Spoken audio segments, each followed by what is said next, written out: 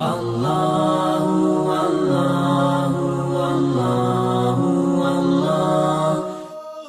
لله رب العالمين والصلاة والسلام على سيد المرسلين أما بعد فأعوذ بالله من الشيطان الرجيم بسم الله الرحمن الرحيم وما كان المؤمنون لينفروا كافة فلولا نفر من كل فرقة منهم طائفة ليتفقهوا في الدين ولينذروا قومهم إذا رجعوا إليهم لعلهم يحذرون۔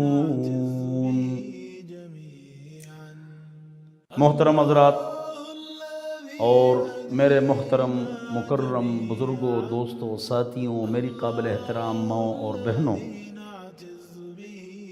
طہارت سے لے کر میراث تک فقہی مسائل کا ایک سلسلہ ہم نے شروع کیا ہے اور کئی مسائل آپ حضرات کے سامنے گزر گئے۔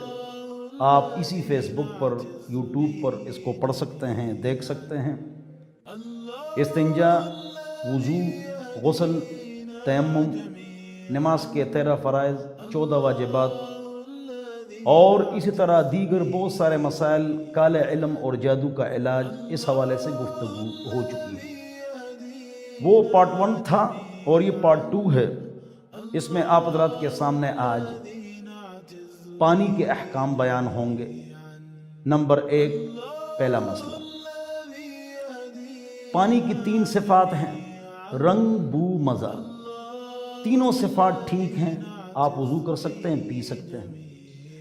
ایک صفت خراب ہے، رنگ یا بو یا مزہ، صحت کی نقصان دہ ہے تو آپ استعمال نہ کریں، لیکن وضو بھی کر سکتے ہیں، نجاست بھی دھو سکتے ہیں۔ ایک صفت خراب، رنگ یا بو یا مزہ۔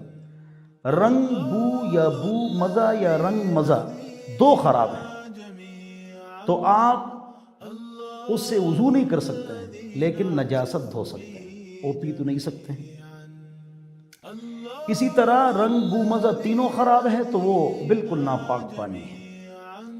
یہ جو چھوٹا سا مسئلہ تھا، اس سے آپ کے ہزاروں مسئلے حل ہو سکتے ہیں۔ ایک صفت خراب ہے، نہ پیو۔ 2 صفت خراب ہیں، وضو نہیں کر سکتے ہو، نجاست غلیظہ خفیفہ اس سے دھو سکتے ہو، اور تینوں صفات خراب ہے تو وہ نجس پانی ہے۔ دوسرا جو مسئلہ ہے وہ ہے جب آپ استنجا کریں، طریقہ پورا گزر گیا تو اس میں فراغت کے بعد آپ صابن سے ہاتھ دھو لیں۔ اس کا آپ خاص خیال کریں۔ ہم ہاتھ صابن سے نہیں دھوتے ہیں جس کی وجہ سے اس سے بدبو جاتی ہے۔ اپنے آپ کو صاف کرنا ہے تو بائیں ہاتھ سے آخری 3 انگلیاں، درمیانی انگلی نکال کر اس طرح اپنے آپ کو آپ نے صاف کرنا ہے۔ یہ مستحب طریقہ ہے۔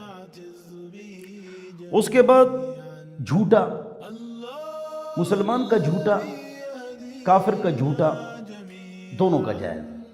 کافر نے شراب پی لیا ہو تو وہ تو حرام ہے، ٹائم گزر گیا پھر آپ کافر کا جھوٹا استعمال کر سکتے ہیں۔ یاد رکھو کہ کافر کی 2 قسمیں ہیں۔ ایک وہ کافر ہے جو اپنے آپ کو مسلمان نہیں کہتا، ہندو، سکھ، عیسائی، یہودی وغیرہ، ان کے ساتھ اٹھنا، بیٹھنا، چلنا، پھرنا، شادی، غمی، حکومت، رعیت میں شرکت جائز ہے، اور ان کی خوشی میں آپ شریک ہو سکتے ہیں، ان کا جھوٹا کھا سکتے ہیں، ان کے ساتھ کاروبار کر سکتے ہیں۔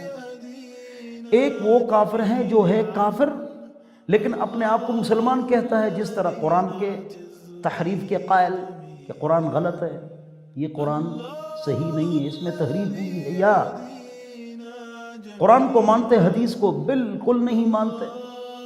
نمبر 3، ختم نبوت کے منکر، کہ حضور اکرم صلی اللہ علیہ وسلم کے بعد نبی آ سکتے ہیں، یا اس کا ظل سایہ آ سکتا ہے، یا دوبارہ بروز ظہور ہو سکتا ہے اسی نبی کا۔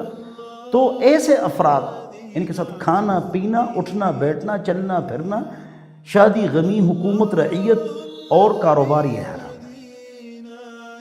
کافر کا سب کو پتہ ہے کہ وہ کافر ہے، تو اٹھنے بیٹھنے سے عام مسلمان باخبر ہیں کہ یہ کافر ہے۔ جو ہیں کافر اور اپنے آپ کو مسلمان کہتے ہیں، ان کے ساتھ سوشل بائیکاٹ کریں گے تاکہ لوگوں کو پتہ لگ جائے کہ ان کا حکم کیا ہے۔ تیسرا جو مسئلہ ہے آپ حضرات کے سامنے کہ اگر کوئی جانور جس طرح کتا یا حرام جانور پانی کو استعمال کرے تو اس کو آپ استعمال نہیں کر سکتے ہیں، وہ جھوٹا ہو۔ لیکن وہ جانور مثلا بلی ہے، اس نے پانی میں منہ ڈال دیا تو اس سے وہ ناپاک نہیں ہوگا، اس لیے کہ ہمارے گھر میں یہ آتے رہتے ہیں، حدیث شریف کی روایت ہے۔ اگلی بات جو آپ حضرات کے سامنے کرنی ہے، برتن آپ دھوتے ہیں 3 مرتبہ دھوئیں گے جب اس پہ نجاست ہو، اس طرح کپڑا، اسی طرح عام برتن ہو ٹھیک ہے، جب صاف ہو گیا تو بات ختم ہو گئی۔ لیکن کپڑے آپ دھوتے ہیں، جب کپڑے آپ دھوتے ہیں تو سارے کپڑے اکٹھے آپ مشین میں ڈال لیتے ہیں، واشنگ مشین میں، ٹھیک ہے، لیکن ناپاک ہو گئے سارے، کیوں؟ اس میں ناپاک کپڑے بھی تھے۔ اب اس کا طریقہ یہ ہے کہ بالٹی کے اندر مت ڈالو، پانی اس کے اوپر ڈالو۔ اگر بالٹی میں ڈال کے آپ جھاگ نکالنا چاہتے ہیں تو اس کے اندر پائپ رکھو تو وہ جاری پانی کے حکم میں ہو جائے گا۔ جب اس سے جھاگ ختم ہو جائے تو آپ اس کو بچھا سکتے ہیں خشک کرنے کے لیے۔ یا پانی اس کے اوپر ڈالو گے یا پائپ رکھو گے بالٹی کے اندر۔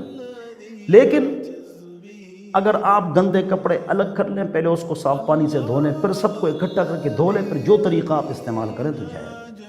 اللہ ہم سب کو سمجھ عطا فرمائے۔ اگلا جو مسئلہ ہے وہ ہے مسح کا۔ یہاں پر پٹی بندی ہوئی ہے، مثلا اس طرح آپ اس کے اوپر گیلا ہاتھ اس طرح مار لیں۔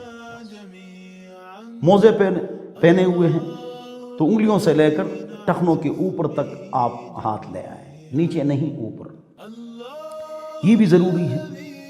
یا پلستر ہے تو اس پر آپ نے مسح کرنا ہے، یا چہرے پر دانے ہیں، پھنسیاں ہیں، اس پر آپ مسح کر سکتے ہیں۔